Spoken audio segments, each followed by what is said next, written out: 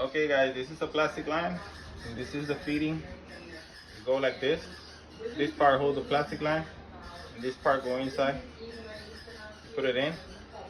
Esta parte es la que va adentro y esta parte es el feeding que va en la línea de agua. Tú lo metes ahí, que haga presión, que entre la puntita ahí. Eso es lo que va a aguantar la línea. Y lo aprietas aquí. Con el alicate lo aguanta a los dos lados.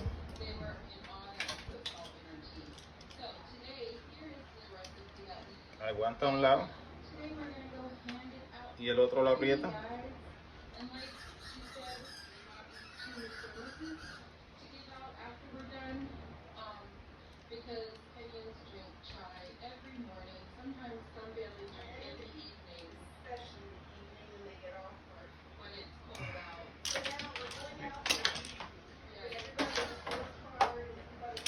Así ven que tú jalas y no sale.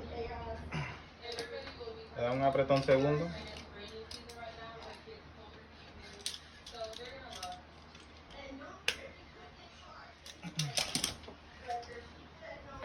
Y fácil, ahora conecta esta línea aquí.